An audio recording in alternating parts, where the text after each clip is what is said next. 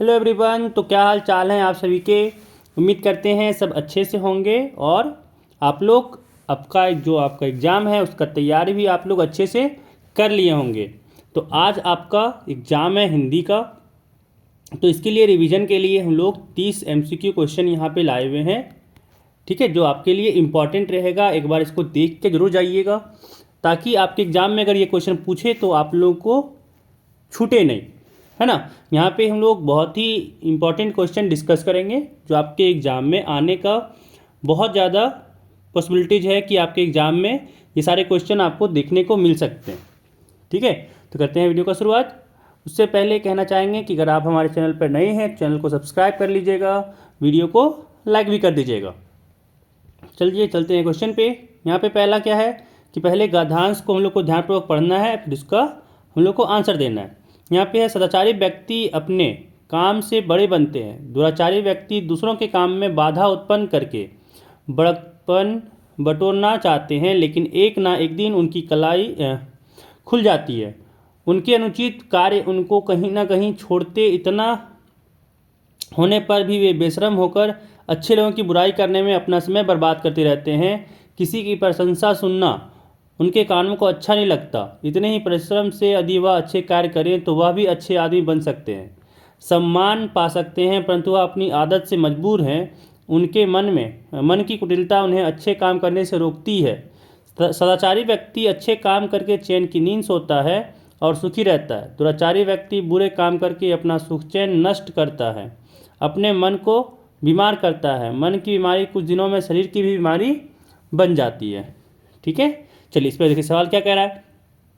तो पहला सवाल यहाँ पे कह रहा है कि दुराचारी व्यक्ति किस प्रकार बड़कपन बटोरना चाहते हैं, अच्छे काम करके, दूसरों की प्रशंसा करके, दूसरे के काम में बाधाएं उत्पन्न करके, या फिर दूसरों के काम में सहयोग करके। तो आपका पहला यहाँ पे आंसर हो जाएगा ग नंबर कि दूसरों के काम में बाधा उत्पन्न करके। ठीक है, चलिए दूसरा सवाल देखिए।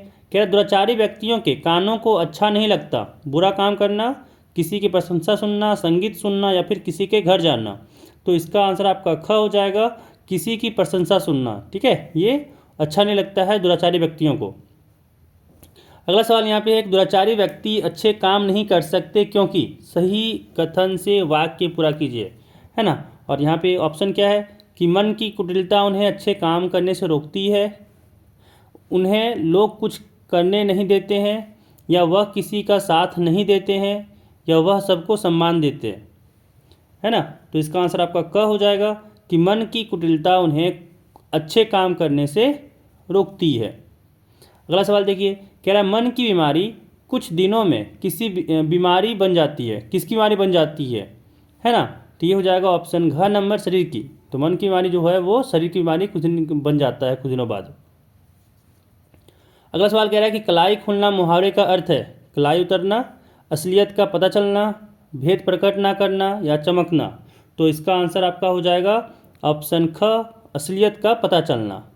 ठीक है, चलिए अगला सवाल देखिए। कह रहा है प्रस्तुत काव्यांश को ध्यानपूर्वक पढ़कर सही विकल्प का चयन करें। यहाँ पे है, संकटों से वीर घबराते नहीं, आपदाएं देख छिप जाते नहीं, लग गए जिस काम में पूरा किया, काम करके व्यर्थ पछताते नहीं। हो सरल अथवा कठिन हो रास्ता, कर्मवीर उनको इससे वास्ता, बढ़ चले तो अंत तक ही बढ़ चले, कठिनतर गिरी श्रृंग ऊपर चढ़ चले। कठिन पंथ को देख मुस्कुराते सदा, संकटों के बीच में गाते सदा। है असंभव कुछ नहीं उनके लिए, सरल संभव कर दिखाते सदा। यह संभव कायरों का शब्द है, कहा था नेपोलियन ने एक दिन। सच बताऊं जिंदगी ही व्यर्थ है, दर्द बिन उत्साह बिन और शक्ति बिन। ठीक है, ये आपका यहाँ पे काव्यांश था। देखिए अब यहाँ पे इसके सवाल दिया हुआ है, कह रहा है संकटों से कौन घबराते नहीं, कायर, डरपोक, वीर, या फिर भीरू, है ना। तो इसका आंसर हो जाएगा ग नंबर वीर। वीर जो है वो संकट से घबराते नहीं है। अगला सवाल कह रहा है कि कठिन पंथ को देखकर कौन सदा मुस्कुराते हैं, कर्मवीर, हीरो, डरपोक, या फिर कायर। तो इसका आंसर आपका हो जाएगा 7 का क नंबर कर्मवीर। कर्मवीर जो है वो कठिन पंथ को देखकर कभी नहीं घबराते, ठीक है ना, वो हमेशा मुस्कुराते हैं। चलिए अगला सवाल देखिए, कह रहा है कि असंभव किसका शब्द है, वीरों का, कायरों का, कर्मवीरों का या फिर महावीरों का। तो ये हो जाएगा आपका ख नंबर हो जाएगा कायरों का। ठीक है, असंभव जो शब्द होता है वो कायरों का होता है। अगला सवाल कह रहा है कि गृहशृंग शब्द का अर्थ है मातृभूमि, उच्चतम पर्वत श्रेणी, कर्मवीर या फिर चट्टान। तो इसका आंसर हो जाएगा आपका ख नंबर, उच्चतम पर्वत श्रेणी। देखिए गिरि का मतलब होता है पर्वत, है ना, तो यहाँ पे पर्वत वाला ही कैसे आएगा। अगला सवाल देखिए, कह रहा है कि कर्मवीर शब्द में प्रयुक्त समास है ना, कर्मवीर में कौन सा समास है, तो आपका इसका आंसर हो जाएगा ऑप्शन ग, तत्पुरुष समास। ठीक है, तत्पुरुष समास। चलिए अगला सवाल देखिए, यहाँ पे व्याकरण से है, कह रहा है कि सही विकल्प का चयन करें। ठीक है, सवाल यहाँ पे है कि विज्ञान शब्द में प्रयुक्त उपसर्ग है विज्ञ, ज्ञान, वी या फिर अन। तो इसका आंसर हो जाएगा आपका 11 का वी, ग ऑप्शन हो जाएगा वी। ठीक है, चलिए अगला सवाल देखिए, कह रहा भुलक्कड़ में किस प्रत्यय का प्रयोग हुआ है, भूल, अक्कड़ या फिर अक्कड़ या फिर लक्कड़। तो 12 का आपका आंसर हो जाएगा ऑप्शन ग, आपका अक्कड़ हो जाएगा। ठीक है, भूल प्लस अक्कड़। चलिए अगला देखिए, कह रहा है कि रामायण का संधि विच्छेद क्या होगा। ठीक है, तो यहाँ पे हो जाएगा राम प्लस आयन या फिर राम प्लस अयन या फिर राम प्लस यन या फिर रमा प्लस आयन। ठीक है, तो इसका आंसर आपका ख हो जाएगा राम प्लस अयन। ठीक है, राम प्लस अयन। चलिए अगला देखिए, कह रहा है कि निरोग में कौन सी संधि है। ठीक है, तो आपका हो जाएगा यहाँ पे ऑप्शन क, विसर्ग संधि। अगला सवाल देखिए, कह रहा है संस्कृत के ऐसे शब्द जिन्हें हम ज्यों का त्यों प्रयोग में लाते हैं, यहाँ पे कौन सा शब्द कहलाते हैं, तो ये हो जाएगा तत्सम। ठीक है, क हो जाएगा तत्सम शब्द कहलाते हैं। अगला देखिए, कह रहा है श्री गणेश का विलोम शब्द है ना, श्री गणेश का यहाँ पे पूछा जा रहा है कि विलोम शब्द क्या है। तो इसका आंसर हो जाएगा आपका ग नंबर, इतिश्री। अगला सवाल देखिए, कह रहा है कि अस्थि का तद्भव है शब्द होगा, तद्भव शब्द क्या होगा सो पूछा जा रहा है, तो इसका हो जाएगा आपका हड्डी। अगला सवाल कि आनंद का पर्यायवाची शब्द है सहका, प्रिया, प्रमोद या फिर प्रमोद। प्रमोद तो 2 बार हो गया। इसका आंसर आपका यहाँ पे जो आपका 18 नंबर क्वेश्चन है इसका हो जाएगा प्रमोद। तो एक प्रमोद यहाँ पे कोई भी टिक मार देना है, वो प्रमोद आपका आंसर हो जाएगा। अगला देखिए, कह रहा है कि सूर्य का पर्यायवाची नहीं है प्रभाकर, निशाकर, दिनकर या फिर दिनेश, है ना, तो इसका आपका हो जाएगा ख नंबर, निशाकर। अगला सवाल देखिए, कह रहा है जो सब कुछ जानता है के लिए एक शब्द, है ना, या फिर यज्ञ, सर्वज्ञ, विशेषज्ञ या कृतज्ञ, है ना, तो 20 का आपका आंसर हो जाएगा ख नंबर, सर्वज्ञ। ठीक है, चलिए अगला सवाल देखिए, कह रहा है दीपक जला और अंधेरा नष्ट हुआ, किस प्रकार का वाक्य है, तो इसका आंसर हो जाएगा आपका क नंबर, संयुक्त वाक्य। ठीक है, ये संयुक्त वाक्य है। अगला सवाल देखिए, कह रहा है निम्न में से संयुक्त वाक्य को छांटें, यहाँ जो नल है वह खराब है ना, तो यहाँ पे आपका 22 का बोल रहा है कि संयुक्त वाक्य को छांटना है। दूसरा यहाँ पे कह रहा है कि राधा सेव और केला खाती है। तीसरा यहाँ पे कह रहा है कि राधा सेव खाती है और केला खाती है। और यहाँ पे है चौथा नंबर कि राधा सेव खाती है। ठीक है, तो यहाँ पे संयुक्त वाक्य ढूंढना है, यहाँ हो जाएगा ग। ठीक है, कि राधा सेव खाती है और केला खाती है। चलिए अगला देखिए, कह रहा है 23 नंबर में कि खाली जगह है क्या छक्का मारा है ना, तो क्या होगा यहाँ पे वह, अरे, ओह या फिर नहीं। तो 23 का हो जाएगा आपका क नंबर, वाह, वह क्या छक्का मारा है, ऐसे बोला जाता है ना। चलिए अगला देखिए, कह रहा है आंसू रोते रोते सो गई, रेखांकित पदबंध है संज्ञा पदबंध, सर्वनाम पदबंध, क्रिया पदबंध या फिर सभी। ठीक है, तो 24 का आंसर हो जाएगा आपका ऑप्शन क, संज्ञा पदबंध।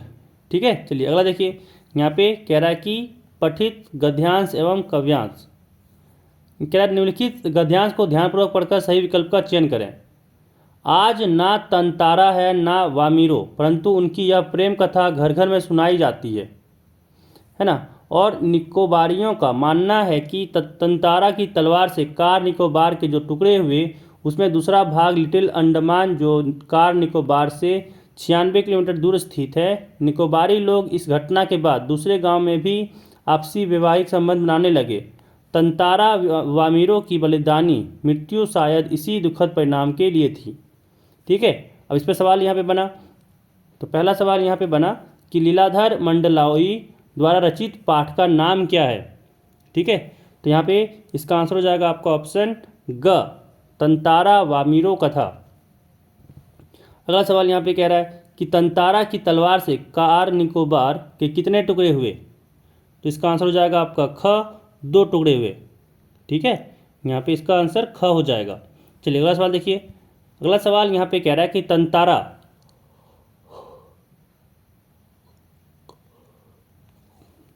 तंतारा वामीरों की मृत्यु के बाद निकोबार में क्या परिवर्तन आया। निकोबारी दूसरे गांव में भी वैवाहिक संबंध बनाने लगे। निकोबारियों में आपसी दुश्मनी बढ़ गई। कार निकोबार के टुकड़े टुकड़े हो गए। यह घटना इतिहास बन गई। तो 27 का आपका यहाँ पे हो जाएगा क नंबर कि जो निकोबारी थे वो दूसरे गांव में भी वैवाहिक संबंध बनाने लगे। ठीक है, चलिए अगला देखिए। कह रहा है निम्नलिखित काव्यांश को ध्यानपूर्वक पढ़कर सही विकल्प का चयन कीजिए। कह रहा है पल पल परिवर्तित प्रकृति वेश मेखलांकर पर्वत अपार, अपने सशस्त्र दीर्घ सुमन फाड़ अवलोक रहा है बार बार, नीचे जल में निज महाकार, जिसके चरणों में पला ताल, दर्पण सा फैला है विशाल। इसमें सवाल बना पहला कि प्रस्तुत काव्यांश किस कविता से ली गई है। तो आपका यहाँ पे हो जाएगा ऑप्शन ख, पर्वत प्रदेश में पावस। ठीक है, चलिए अगला सवाल देखिए। कह रहा है कि इस कविता में किस ऋतु का वर्णन किया गया है। क, जाड़ा, दूसरा ऑप्शन गर्मी, वर्षा या फिर पतझड़ का।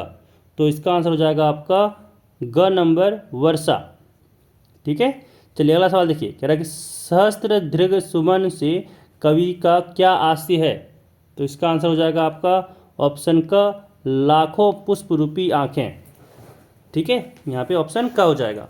तो ये थे आपके 30 MCQ क्वेश्चन जो आपको एग्जाम में देखने को मिल सकते हैं। तो अगर आपको ये वीडियो पसंद आया हो तो वीडियो को लाइक कर दीजिएगा, और अगर आप चैनल पर नए होंगे तो चैनल को सब्सक्राइब कर लीजिएगा। इस वीडियो में बस इतना ही। खूब ख्याल रखिएगा और आप लोगों को एग्ज़ाम के लिए ऑल दी बेस्ट। ठीक है, अच्छे से एग्ज़ाम को फोड़ के आइएगा।